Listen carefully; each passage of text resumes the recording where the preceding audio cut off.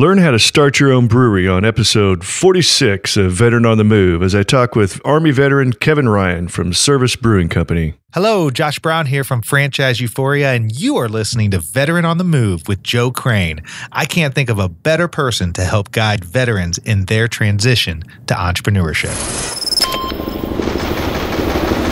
Welcome to Veteran on the Move. If you're a veteran in transition, an entrepreneur wannabe, or someone still stuck in that JOB trying to escape, this podcast is dedicated to your success. And now, your host, Joe Crane.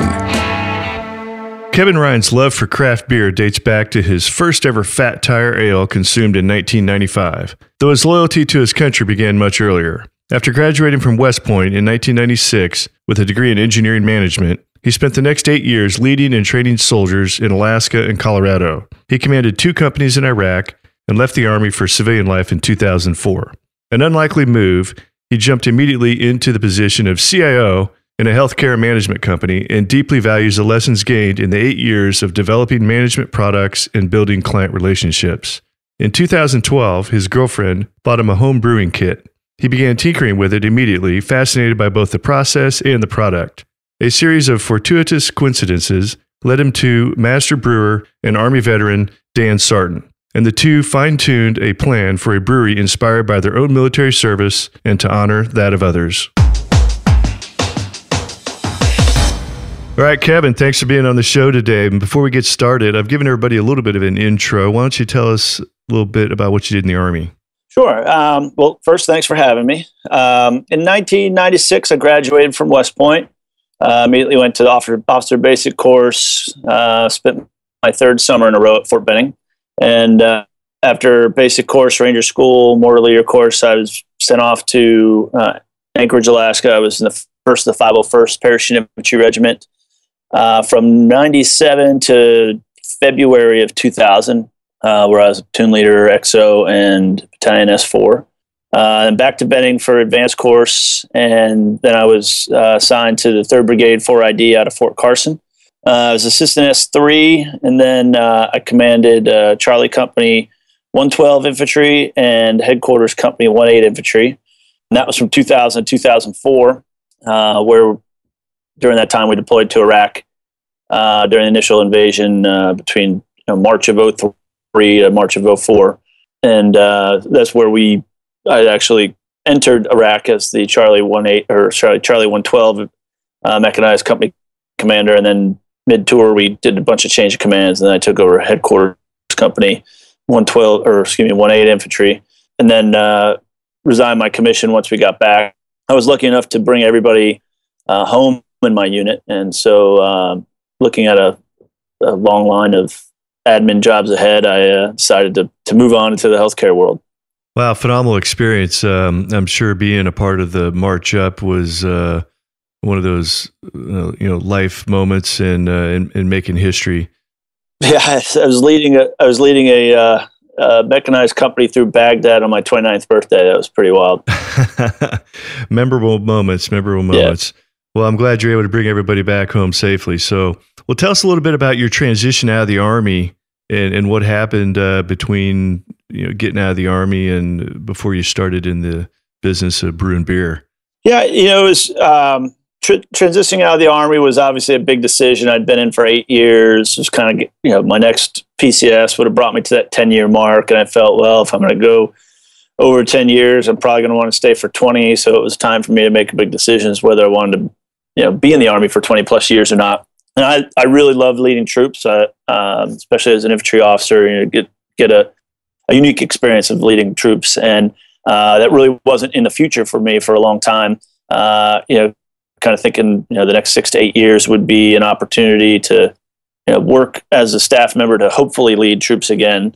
And so I decided to move on. I really wanted to stay in Colorado.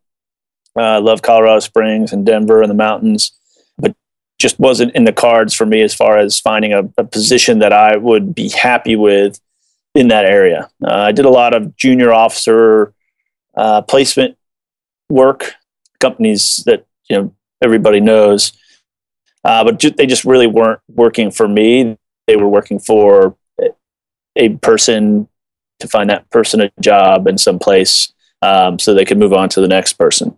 So really for me, networking and meeting as many people and attending as many meetings and club activities as possible really helped me network. And I was like a lot of junior officers coming out of the military, where I said, I want to be a project manager. I didn't really know what that meant, but it sounded good and sounded like what I wanted to do. And I was lucky enough to find a position with Booz Allen Hamilton. Maybe lucky for some, but not necessarily for me. Was the job they offered me was in Warren, Michigan, just outside of Detroit. So I left Colorado and found my way to Warren, Michigan in October. And it was, probably the worst time to be in Michigan, but it was actually a very enjoyable experience. And to a lot of people, it's like slamming on the brakes. All of a sudden, going from leading troops in combat to working on a desk with 8 other people who were all civilians or government contractors, and had quite a bit different motivation levels and level of aggression in which they approached their work. I only stayed with Booz Allen for 4 months. I had an opportunity to pick up and leave Michigan and move to New York to join a healthcare management company. And so I quickly picked up and moved from Warren, Michigan to Wappingers Falls, Poughkeepsie area in New York. And, like you do in the military, as soon as you get good at a job, they pick you up and move you into something else. I started to work as a chief information officer in a healthcare management company. 2 things that I had really no grasp of. But it really came down to being able to lead troops again. It was a group of people that needed leadership, guidance, management. It didn't matter as much that I didn't know the healthcare world or I didn't know the IT world. It was, there were enough qualified people doing work that just needed to be, given guidance and priorities and direction as to where to focus their efforts. And so for the next 8 years, I worked in healthcare management, moved out of the IT section into operations, where I was doing that kind of project management work that I thought about in 2004. I was developing new products for the company, building those products from scratch, coordinating doctors and IT and sales folks, and then launching those products and selling them to healthcare companies around the country. All right. So let's talk beer. I mean, after all, what veteran out there does not want to start their own brewery? Yeah, I've actually had some people say, okay, you played rugby, you were in the infantry, you drink beer.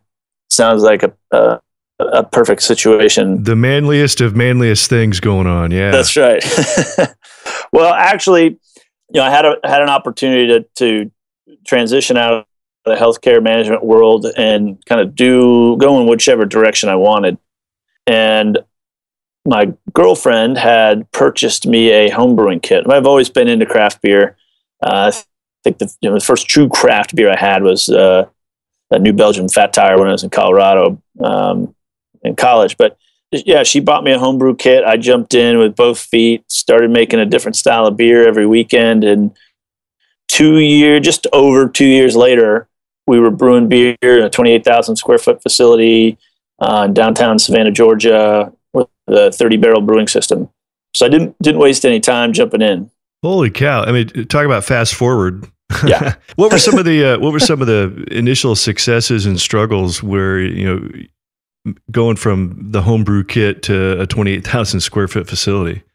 Well, probably the biggest challenge up front was developing a brand, a mission that people could get behind. You got to raise money, and you got to raise a lot of money in order to start a brewery the right way. Probably all in all about $2 million. With the size of the equipment and the amount of equipment that we purchased, we launched with a 30-barrel brewing system, 3 60-barrel fermenters, 2 60-barrel bright tanks, and a canning line in a 28,000 square foot space. So we went all in. We didn't find a small space and a smaller system to hold us over until we earned some more money. And we with the help of my master brewer, who's also a 78 grad from West Point and a former Army officer, we developed a mission to obviously make craft beer, which is the most important part, but also having been service members is to give back to charities that support service.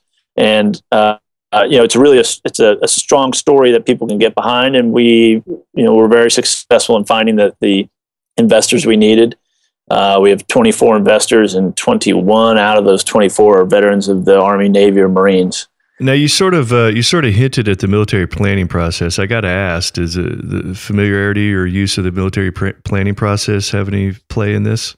Yeah, absolutely. I mean, it has since I left the military. Obviously, you can't apply the MDMP process to everything you do, but certainly the structure, the function, and the way you approach projects certainly helps. I did that in healthcare management. I did that in laying out the plans for the brewery, putting my business plan together, adjusting the plan along the way as realities came forth and lessons were learned. Neither myself nor my master brewer had ever started a company or started a brewery before.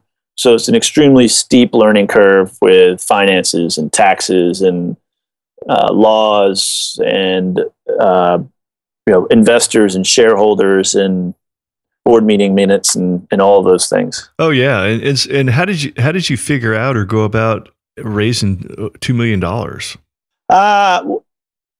A lot of it is family and friends. Friends, family, and fools, right? Well, not fools yet. We don't think we're going to make a fool out of anybody, but I think, like I said, I think the strong mission and brand really helped people be more willing to take a risk with us. The majority of the investors that I brought into Service Brewing are people that I served with in the military, people I went to college with, or people that were coworkers of mine in the healthcare industry. All people that know me well, know how I operate, and are comfortable having seen me work in another setting, are comfortable in the fact that I can make this a successful venture. Wow, it's good to hear using your credibility and previous networks as a building block to pulling in that kind of money. It says a lot about, and I hear from a lot of veterans about this. Sometimes veterans don't realize how credible they are in the eyes of others. Somebody can look at your background, your education, your experience in the Army and the civilian sector and say, yeah, I'm willing to give him some money because I know he's probably going to make a success out of it. So, something like that doesn't go lightly. So, good on you. And it's also a message out there to other veterans that you're much more credible and trustworthy in the eyes of others than you may realize, because it's not always the case out there in the real world. Yeah, and I've talked to soldiers here at Fort Stewart as well, and talked to them and said, look, one thing is when you're transitioning out of the military and looking for work, you gotta recognize that the subject matter may not be the thing that excites you the most, but most likely you are going to be doing the same work with a different topic. So whether you're in healthcare or you're in the automotive industry or you're in construction, the type of work you're going to be doing is what you're going to be leading people, leading projects, organizing resources, putting them to work. It's just going to be a different subject matter. And so it may not be, healthcare was the last thing that I ever thought I would get into, but it worked out really well. That's exactly right. And that's the thing about the entrepreneurial process. It is a process. And if you're good at the process, then you can interchange the idea or the business and run it through that process. And that's why veterans make such great entrepreneurs, because they're so good. They've had so much experience with most of the pieces and parts of the entrepreneurial process that a lot of the day-to-day work and dealing with people and problems and solving issues is very familiar to them. It's just, a different vehicle. Yeah. And the majority of soldiers out there are able to adapt. They're forced to adapt in everything they do in the military. Like I said at the top, as soon as you get good at something, they throw you into a completely different situation and you have to start all over. And majority of soldiers deal with that well. A lot of people don't. As soon as there's a little bit of change thrown into something, they get uncomfortable, they get unhappy. But, majority of veterans react differently to that. Absolutely. So, all right. So tell us where you're at now. Like, how many gallons or of beer? What kind of numbers can you throw at us? Revenue, if you're willing to share, it always helps to put things in perspective. Sure. Well, we sold our first beer on the 24th of July, 2014. We opened up our tasting room on the September 13th of 2014. So we're just 6 months into it, really. We've sold over 420 barrels of beer, and each barrel is 31 gallons. So we still have a long ways to go. We've got a target of selling 300 barrels a month by May. So we have to be very aggressive. And with the number of breweries out there these days, I think there's, if you count brew pubs, there's over 4,300 in the country.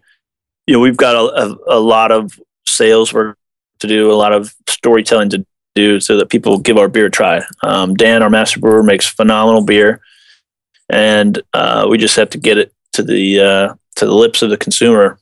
Yeah. So would you agree that in most businesses, it's really only 20% content, or in your case, 20% product and 80% marketing and getting in front of the customer? Well, beer is a different animal. You can have a great story and a great brand that brings, will get somebody to try your beer, but it's really got to be good to last and to survive. So in the craft beer world, it with the number of breweries that are out there today, the competition is different now, and a lot of people have survived very well with products that aren't up to snuff. But to stand out now, you've got to make a really great product. And luckily, like I said, our master brewer is extremely talented individual and makes great beer. So now that we've got that set and he's making great beer, yeah, it's all about marketing, and it's all about getting our beer to the customer so that they can find our product, learn about it, and drink it. I was going to ask you, do you actually have a storefront or a brewery restaurant there in Savannah, or are you just making the beer? The state of Georgia does not allow us to sell beer directly to the consumer. We can only sell our beer to the distributor. We're working on changing that. But we do have a tasting room, and people can come in Thursdays, Fridays, and Saturdays to do free tours and tastings. So we're allowed to give away up to 32 ounces of beer. So people can come in, they can try our regular beer that we're making, as well as research and development. We do have an R&D line of beers that we make small batches of that are just sold or just provided in the brewery itself. So if I'm ever in Savannah, I can come by and get about 2.5 free beers? That's right. All right, I'll have to do that. Absolutely. Love to have you. Yeah, we have tasting room is phenomenal. My girlfriend helped design the space. We've got not overly military. We don't want to exclude people or make them feel like they don't belong there, because we do. We are dedicated to giving back to people who support service, not just military service, but also service to the community. But it's really a phenomenal space. And if anybody ever comes by, we ask them to bring a unit patch. We've got a cork board on the wall that we're collecting people's unit patches and permanently hanging them in the brewery. All right. Well, so now that you more or less have arrived, and you're catching your stride at this point, and a lot of the struggles and trials, tribulations are behind you, what kind of advice would you have for veterans out there listening, even the guys that might still be on active duty, that are looking at going into business for themselves, starting their own show? Well, it's hard. One thing is you can't start saving money and putting it away early enough. You're going to step away from if you're starting your own business, you're going to step away from a paying job, and it's going to take longer than you think to start getting paid. So first and foremost, you need to put some money away to make sure that you can take care of yourself and your family for a period longer than you expect when starting your own business. My recommendation to folks coming straight out of the military would be to find a job with a small company that allows you to get that civilian world experience, the business experience that will introduce you to things that are going to trip you up, like human resources and business taxes and filing financial reports and things like that. Stuff you just can't walk out of the military and have that experience. So, get some civilian experience on somebody else's dime while saving your money to go off and do what you really want to do for the long term. Sage advice, definitely.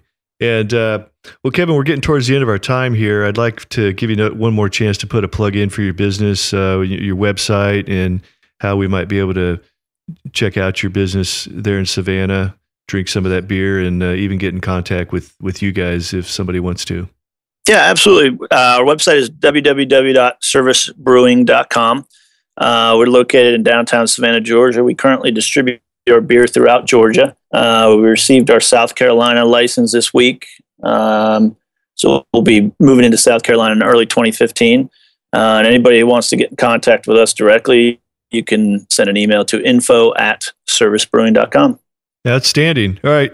Well, thanks, Kevin, for sharing your veteran entrepreneurial success story. And I'm sure listeners will get a lot out of that. It was great talking with you. And if I'm ever in Savannah, which sometimes happens with my airline job, I'll be sure to look you guys up and stop by. Awesome. Please come by. We're trying to get our beer on all the Gulfstream flights. So if you're ever that way. All right. All right. Sounds great. All right. Thanks. The Top 7 Paths to Freedom is my free gift to you for listening to the show, featuring 7 great ways for a veteran to take their first step into the exciting world of entrepreneurship. To receive your free gift, go to veteranonthemove.com, or if you're listening on a mobile device, you can text the word veteran to 38470. Thank you for listening to Veteran on the Move, your pathfinder to freedom. If you like the show, leave us a review on iTunes. Reviews are always greatly appreciated. So until next time, this veteran is Oscar Mike.